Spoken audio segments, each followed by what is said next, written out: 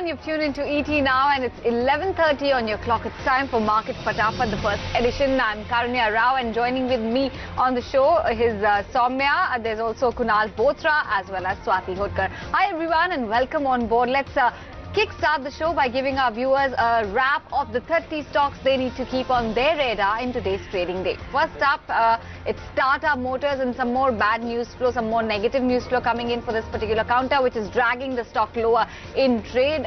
There's been a downgrade from Moody's which came out last evening. They've cut the JLR ratings to B1. The outlook that they've given is negative. The rating cut primarily reflects the challenging environment for JLR, which continues to be an immensely significant overhang for the company, or an immensely big overhang for the company, because we all know the fact that it used to be a cash cow for the company. It was the mainstay, the main source of their financial growth and earnings, but that has been facing a lot of headwinds for the many quarters now, and that seems to be why even Moody's has given it a thumbs up. They've also cut Tata Motors rating to BA3, and the outlook that they've given for this, the overall group company for Tata Motors as well, is negative. Let's move right on and talk about another stock. Kunal is tracking Concord. Kunal, tell us, what's your view? So the stock is at a swing breakout in terms of price patterns, bullish price patterns on the daily charts, which in technical terms you call it as a bullish flag pattern, and stock is taking support at taking support around the 50 and the 200 moving averages. A lot of positives into place, and in a market where you see more stability into these PSU or infra names, Container Corporation and similar names, I think is a sign that the markets are more stable in terms of the price trajectory, and these stocks could move up higher. Container Corporation is a buy, 575 as an immediate target, and stop is to be kept at 540. Okay, a buy call coming in on Container Corporation. Meanwhile, another stock from the banking and financial space is the one to watch out for, and it's the small cap name Lakshmi Vilas Bank. Soumya, what's the update here? Well, Lakshmi Vilas Bank is in fact the top gainer on the Nifty 500 index. They have received CCI nod for merger with Indiabulls Housing Finance. In fact, interestingly, Indiabulls Housing was trading in losses today and has reversed all gains as is in trading in green right now. In fact, we saw a sharp uptick coming in by Lakshmi Bank, higher by over 10%. Right, the top gainer in the Nifty 500 index, up 10%. In fact, I think it's locked in the upper circuit, if I'm not wrong. We'll just have to see how the intraday chart is. But for now, let's shift focus and talk about some stocks which are ailing in trade, and Sun Pharma seems to be one of the laggards. Swati, what's your view on Sun Pharma? See, Karunya, the overall view is cautious because the Sun Pharma stock is just trading below all the important moving averages, say the 50, 100 and 200 DMA. Also the fact that it is just trading in the formations of the lower top, lower bottom indications, which indicates a potential downside. Yesterday we have seen that the stock manages to take a support of a 360 levels, and we have seen some bounce back rally. I believe this bounce back rally is likely to be continued towards 400 and 410 levels, whereas the downside, the support lies as 370. So those who are having any long positions, they can definitely hold on for an immediate target of a 410 with a stop loss of a 370 rupees on a downside. Alright, that's the word coming in on Sun Pharma. It's down in trade by nearly 1.5%. Another stock which is one of the top laggards on the benchmark index, Nifty 50, is Maruti, and that one is ailing on back of a downgrade that has come in from UBS. UBS has downgraded the stock from a buy to a sell. They've slashed the target price from 8,000 rupees to 5,800 rupees. They're essentially surprised by a sharp 20% decline in their volumes, not just for the month of May, but for April as well. And if you look at the overall picture for FY19, it seems quite bleak to UBS. They see a degrowth of 2% on a year-on-year basis for the entire year, from a 4% growth in the previous year. So given how this situation and the volume growth has been worsening for Maruti, they are fairly cautious at this point of time. The stock trading at 26x of the FY19, rather FY21 PE, believe is at a 50% premium to the other Indian OEMs, so quite expensive as well, and they believe it's unlikely to be a beneficiary of BS6, and its negative operating leverage is also not built into the stock as well at this point in time, and hence the thumbs down given by UBS. Let's move right on from Maruti to a mid-cap IT name, Hexaware. Kunal, what are you charting? So, I think that I had recommended the stock, a few days back as well on the show, that the stock was nearing a breakout of a 200 moving average. The volume patterns, the way the stock indicators shaped up in the last 2-3 days or a week before that, I think just about indicated that the stock could go through a swift and a fast momentum breakout. Now that breakout has happened for Hexaware, the stock is above the 200 moving average. Volumes have moved up significantly higher in the last 2-3 days as well post this breakout, and I believe that that's a sign of a stock which is restarting a new trend. So Hexaware is a hold. In that regards, I'm revising my targets higher to 400 and stop loss could be tailed higher to 378. Okay, that's Hexaware for you, but let's talk about another stock that's under tremendous pressure today, Ever Ready Industries. Soumya, what's the news here? Well, Karan, this is one stock that's in pressure for the last 9 days, and in fact it continues the downward momentum. Well, the latest when it comes to Everready is that the lenders have invoked 1.9% of promoter pledge stake on June 11. As a result, we're seeing a sharp downfall coming in the stock, losing close to about 5% today in trade. Looking, in fact, rather talking about weak momentum, another stock to track would be Imami Limited. The stock has significantly come off in the last 1 month or Swati, tell us, what are your views on this counter? Yes, Agarunya, definitely the stock is just, the overall view is bearish. Continuously it is trading in the lower side levels. Also the fact that it is just trading below its 52-week low as of now. So I believe this rally is likely to be continued on a downside, and I am looking to see towards at least 285, 280 levels can be seen. So I am not suggesting any short, any long positions at the current levels. Since the stock is not performing very well, I believe that it might to continue its downside rally towards 285 levels. Well, Imami continues to be under pressure, down 5%, trading at the day's lowest point right now. Let's move on to another stock that is tumbling under pressure, and that's Godrej Properties. Once again, a brokerage downgrade is something that's triggering the sell-off on this counter. Morgan Stanley has downgraded the stock from equal weight to underweight. The target they've given is 802 rupees. So significant downside is what they're believing from the current levels, about 150 odd rupees or more. Current valuations appear ahead of fundamentals according to Morgan Stanley, and they say that the potential upside from new deals and the strong execution, all these factors have already been priced in. So from here on, they're not identifying any big triggers or any big levers for growth, and perhaps that's why they decided to give it a thumbs down at this point in time. Godrej Properties down 2.2%. Let's talk about stock number 10, Coal India. Kunal, what is it that the historic patterns are indicating? So, in the last 3 months approximately, Karuna, a lot of the PSU names have started to emerge as strong trending names. So, NTPC, ONGC, Coal India, these stocks are moving in a, very directional upside. Coal India is also forming a pattern of higher highs and higher lows. Now, I think in terms of technical terms, there is a, a technical term called as a golden crossover, where the 50-day moving average crosses the 200 moving average. That itself plays as a strong catalyst to the stock price, and if there is any sort of a consolidation, it generally gives way to a strong upside post this breakout. So Coal India should be on traders' radar at current levels because of this golden crossover event which is happening today into the stock price. All right, Kunal, thanks for that. Stock number 11, a couple of HFCs which were under pressure at the earlier part of the session, PNB as well as LIC Housing Finance. However, a mild recovery has been witnessed on the counters, both of them. Soumya, what's the news here? Well, yes, there has been some mild recovery when it comes to PNB Housing, particularly earlier part of the day.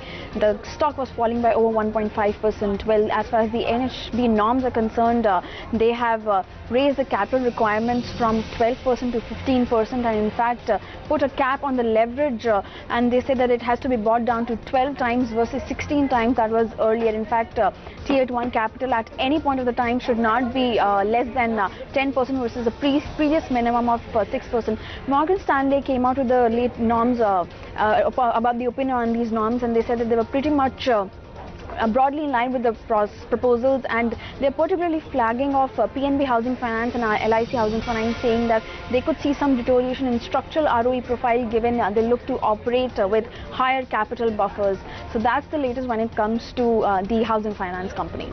All right. Meanwhile, PNB has recovered mildly. LIC is down in trend, but only with a marginal loss right now. Moving on to another pharma name that's seemed to have swollen a bitter pill. Swati, Cadila, how are you reading into the charts? The charts are really not looking very well on the Cadila part. Also the fact that it's all the average, the stock is trading below, it's all the moving averages. The interesting point is that it is continuously trading in the downside range from the since 2016-17, not showing any sign of a reversals on from the lower levels. So the overall view is bearish as of now. The stock has an immediate support at around 234 to 32 levels. So one can go for a short positions below 234 levels. I believe this rally is likely to be continued. That is, selling pressure is likely to be continued towards 210 levels, and one can keep a stop loss of a 244 levels on the higher levels. A rather cautious view coming in on Cadila right now. The stock is down 3%. Another stock that's under pressure today and witnessing some amount of sell-off is TVS Motors. However, if you look at the intraday chart, there has been a mild recovery, but the stock still continues to be lower by 1.3%. Once again, it's a stock that's on brokerage's radar. CLSA seems to have reiterated their sell rating. The target price given by them is 360 rupees. They're cautious on the entire two-wheeler industry and its outlook going forward. The competition is likely to intensify right ahead of BS6, so they don't know how exactly things will pan out for TVS Motors. The cash flow has declined in FY19 despite the higher EBITDA. Another red flag raised by them, and they've cut the FY 2021 EPS target by 11 to 16%, retaining their sell rating on this stock. TVS, meanwhile, down 1.1%. Another stock from the pharma space, a lot of traction witnessed by the pharma counters today. Soumya, Aurobindo has an update with respect to US FDA. Yes, they have received a warning letter from USFDA for Unit 11 of Srikakulam plant, and in fact we saw the sharp fall in the stock price when this news hit the exchanges. In fact, the company says that the existing business from the plant won't be impacted, and they're committed to resolving issues at the earliest. And Equirus in fact has come out on a note on Aurobindo Pharma saying that the management has mentioned only 10 ANDAs to be impacted over next 10 to 12 months, and then they believe that the warning letter is a procedural thing following the OAI classification, and they believe this is all priced in and the stock would rebound from its lows, and that's what we are seeing, that the stock has recovered a bit from the day's low. It has recovered, but still a 6% loss being witnessed right now as we speak. And while they say that the existing business from the plant would not be impacted, the sell-off button seems to have been pressed quite hard by the investors. Let's talk about Jet Airways once again. The synergy of all eyes yesterday. Very mild move seen on this counter. Nobody had anticipated or saw it coming. Today, once again, very volatile. It was down by about 10% earlier on in the day. Right now, it's up 9%. So very, divergent moves witnessed. Very divergent, intraday moves seen on this counter. The update here is that yesterday, the NCLT admitted the insolvency plea by the top lender to Jet Airways, which is State Bank of India, and their plea has been approved and been registered at the NCLT. The move, of course, paves way for formal resolution process for the distressed airline to kick off, and that's perhaps why so much traction being witnessed, so much volatility as well being witnessed at the same time on this stock. So these were some 15 stocks, 15 more lined up on the other side. We'll stop here for a short break. Stay tuned.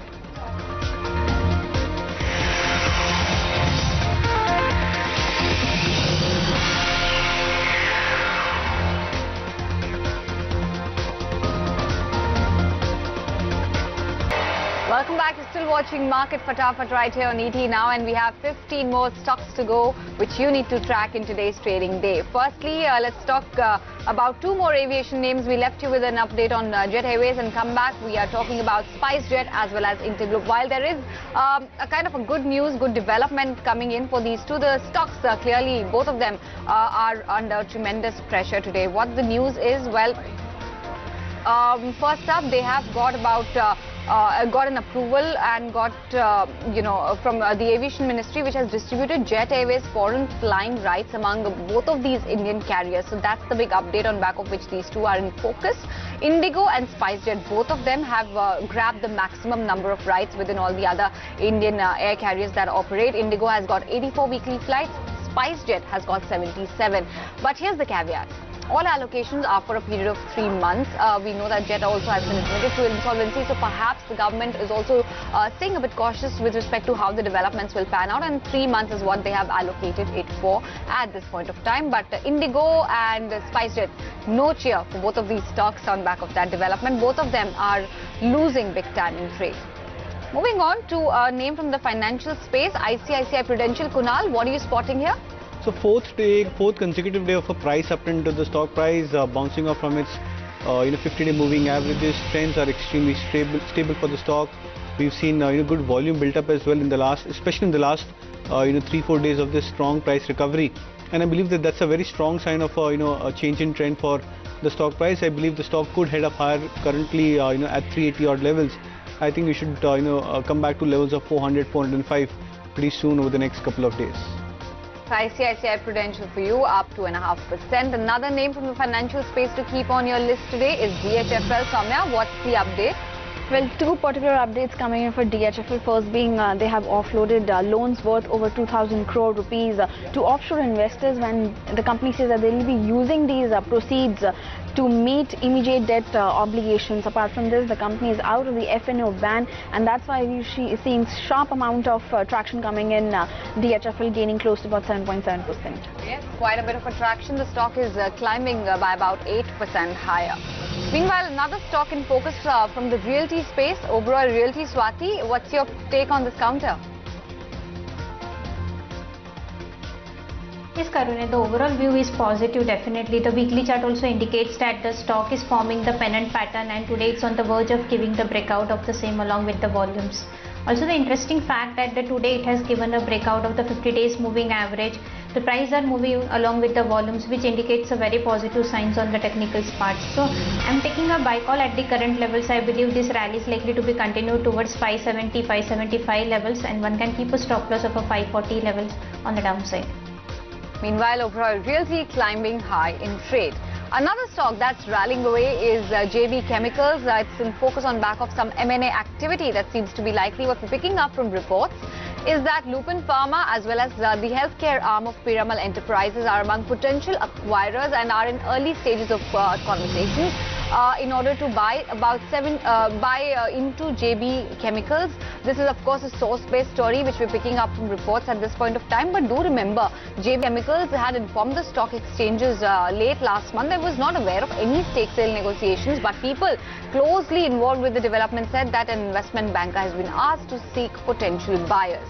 So let's see how this transaction plans out. If at all it's true, at this point of time, JB Chemicals definitely seems to have denied it.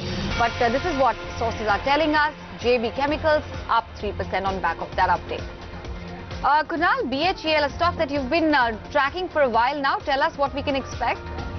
So BHEL, is again, as I said earlier, that most of the PSU names have started to move up higher irrespective of the sectors. Individual sectors they are in, but BHEL is also forming a bullish flag pattern on the daily charts. If you look at the stock closely, the 50 and the 200 moving average is absolutely flat for the stock. It's just about closer to 69-70 levels, and the stock is trading, I think, 1.5 or 2% above those levels. But I believe that with the completion of this bullish flag pattern, as well as supports from moving averages, I think there could be a case which could be built for breakout on the upside. 76 is where I believe the next target could be for BHEL, would suggest a buy, with stop loss to be kept at 68.